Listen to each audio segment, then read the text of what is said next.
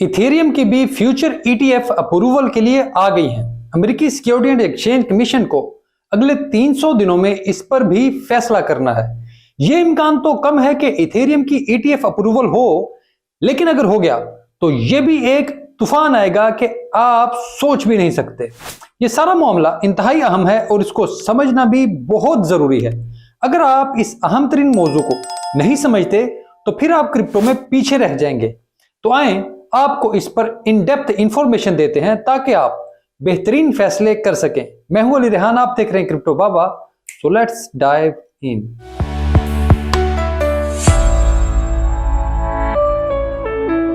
पहले थोड़ा सा माजी में चलते हैं। अगर आपने XRP केस को फॉलो किया है तो आप जानते होंगे कि इस केस में इथेरियम ही सबसे अहम चीज थी। XRP की लीगल टीम ने इथेरियम पर SEC के मौक़िफ़ को ही अपने केस की बुनियाद बनाया। इनका कहना था कि SEC के साबिक डायरेक्टर हिनमैन ने इथेरियम को कमोडिटी करार दिया था और ऑल्ट कॉइन्स पर सिक्योरिटी एंड एक्सचेंज कमीशन का सिर्फ यही मौक़िफ़ मौजूद था।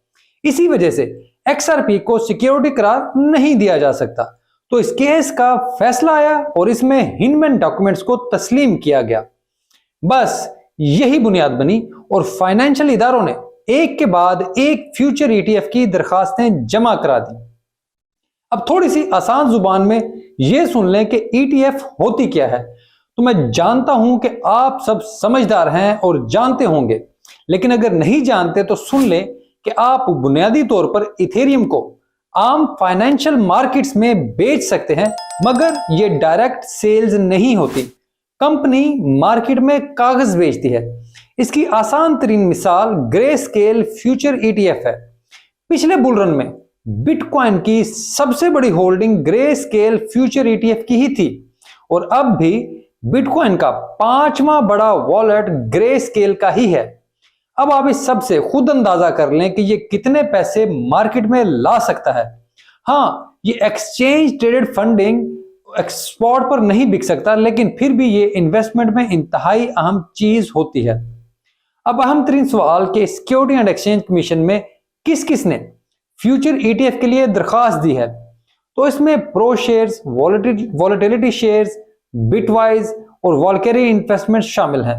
इसके अलावा भी कुछ कंपनियां हैं, लेकिन वो कोई इतनी मशहूर नहीं है, बल्कि स्टार्टअप इन्वेस्टमेंट कंपनियां हैं जिनके बारे में बात करना फजूल में लंबा होगा। वॉलकेरी इन्वेस्टमेंट इस वजह से मशहूर है कि इसकी बिटकॉइन की ETF की दरखास्त भी SEC में मौजूद है और अब इन्होंने इथेरियम की ETF के लिए भी दरखास्त जमा करा दी है। तो इस वजह से वॉलकेरी का जिक्र करना जरूरी था कि ये दोनों बड़ी क्रिप्टो करेंसियों के हवाले से अपनी ETF की दरखास्त लेकर SEC पहुंचा हुआ है। अब यहां अभी कोई दावा नहीं किया जा सकता कि ये दरखास्तें कबूल होंगी या नहीं होंगी, लेकिन इन दरखास्तों पर पहला फैसला 10 अक्टूबर से पहले आ जाएगा। तब हमें पहली बार अंदाजा होगा कि सिक्योरिटी एंड एक्सचेंज कमीशन क्या सोच रहा है। अगर उन्होंने दरखास्तें कबूल कर ली तो फिर अगले कुछ महीने मजीद अहम हो जाएंगे, क्योंकि इनमें फिर यह बहस शुरू हो जाएगी कि इथेरियम फ्यूचर ETF कब तक मार्केट में आएगी। ये ऐसे तो नहीं होगा कि इधर दरखास्त कबूल हुई और अगले ही दिन फ्यूचर ETF मार्केट में होगी, लेकिन इस सबके कबूल होने की सूरत में फौरी तौर पर इथेरियम के हवाले से नैरेटिव बनना शुरू हो जाएगा और फिर इसके बाद बहुत ही तेजी से आल्ट कॉइन मार्केट में पैसा आएगा। अब यहां अहम सवाल है कि क्या इससे सिर्फ इथेरियम को फायदा होगा या बाकी आल्ट कॉइन्स में भी पैसे आएंगे। ये मेरे ख्याल से सबसे ज्यादा ट्रिकी सवाल है, क्योंकि अगर इथेरियम फ्यूचर ETF कबूल हुई तो एकदम ये सवाल शुरू होगा कि अगला डिसेंट्रलाइज्ड कॉइन कौन सा है जिसकी फ्यूचर ETF आ सकती है। फिर जोरों शोर से ये बहस शुरू हो जाएगी। हर एक अपने कॉइन्स के हवाले से यही दावे करेगा, लेकिन इनमें से बेशतर झूठे होंगे, क्योंकि 99% कॉइन्स इस कैटेगरी में आते ही नहीं।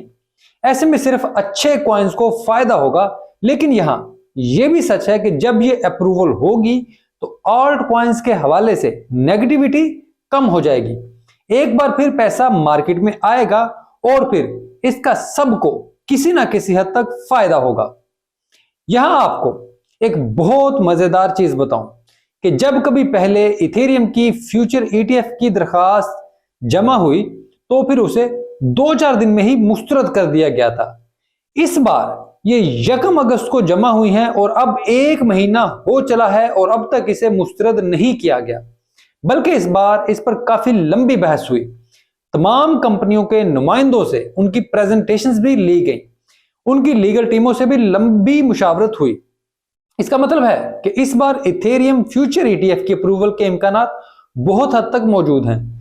ये पहली बार हुआ है कि SEC ने ऐसी दरखास्त को अहमियत दी है, वो इस पर गौर कर रहा है और इन तमाम लोगों से मुशावरत कर रहा है।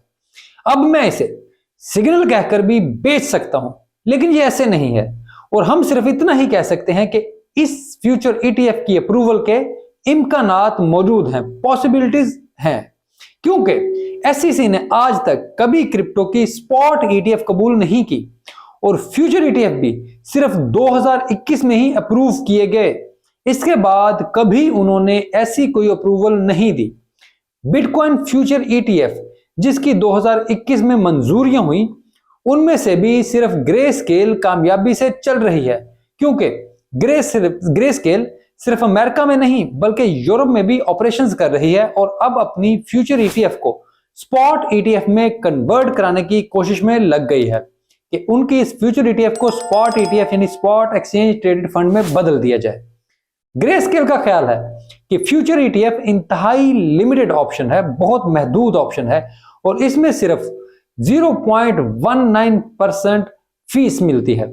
लेकिन अगर स्पॉट ETF आ जाएगी तो इनके लिए कारोबार मजीद लुक्रेटिव हो जाएगा, यानी वो अच्छा पैसा कमाएंगे। इसी वजह से उन्होंने भी सिक्योरिटी एंड एक्सचेंज कमीशन के खिलाफ केस दायर कर रखा है ताकि अपने फंड को स्पॉट ETF में कन्वर्ट कराया जा सके। इसका फैसला भी जल्द आने वाला है। इस सारी कहानी से यह भी अंदाजा होता है कि फ्यूचर ETF बेशक एक इंतहाई अहम कदम है, लेकिन इसका स्कोप इंतहाई लिमिटेड है। ये कॉइन में बड़ा पैसा लाने में बहुत मददगार साबित होता है, लेकिन ये स्पॉट ETF के मुकाबले में कुछ भी नहीं। आखिर में बस इतना ही कहना चाहता हूं कि फ्यूचर ETF अगर अमेरिका में अप्रूव होती है तो ये सिर्फ इथेरियम नहीं बल्कि आल्ट कॉइन्स मार्केट के लिए भी बहुत अच्छी खबर है, क्योंकि इसके बाद फ्लड गेट्स खुल जाएंगे और बाकी तमाम टोकन्स की फ्यूचर ETF के लिए भी दरखास्तें दायर होंगी। मुझे लगता है कि सोलाना एवेक्स को इसका बहुत फायदा होगा, क्योंकि इनकी ETF के लिए दरखास्तें फौरी जमा करा दी जाएंगी। अब ये मेरा ख्याल है और मैं बिल्कुल इस बारे में गलत भी हो सकता हूं, और वैसे भी मैं किसी भी तौर पर आपका फाइनेंशियल एडवाइजर तो हूं नहीं और ना मैं कोई फाइनेंशियल एडवाइस करता हूं। मेरा मकसद सिर्फ आप तक बेहतरीन मालूमात फराहम करना है, अच्छी इंफॉर्मेशन आपके सामने पेश करना है। अगर आपको मेरी ये वीडियो पसंद आए तो उसे लाइक और चैनल को सब्सक्राइब जरूर कर दें।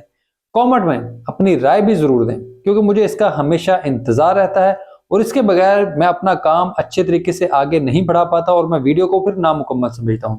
अपने क्रिप्टो के दोस्तों के साथ मेरी वीडियो जरूर शेयर किया करें, क्योंकि आपकी मदद के बगैर मैं यहां तक नहीं पहुंच सकता था और इसे मजीद आगे ले जाने के लिए भी मुझे आपकी मदद और ताउन चाहिए। तो प्लीज ये काम करते रहें और सिर्फ अपने क्रिप्टो के दोस्तों के साथ इसको शेयर कर दें, क्योंकि खाम में बिला वजह की शेयरिंग मैं भी नहीं चाहता कि ऐसे लोग जो इस काम में इंटरेस्टेड नहीं है हम उनको बिला वजह तंग ना करें। तो खैर, इतनी सी मदद अपने भाई की जरूर कर दें। मैं आपका हमेशा मशकूर रहूंगा। वीडियो देखने के लिए आपका बहुत शुक्रिया।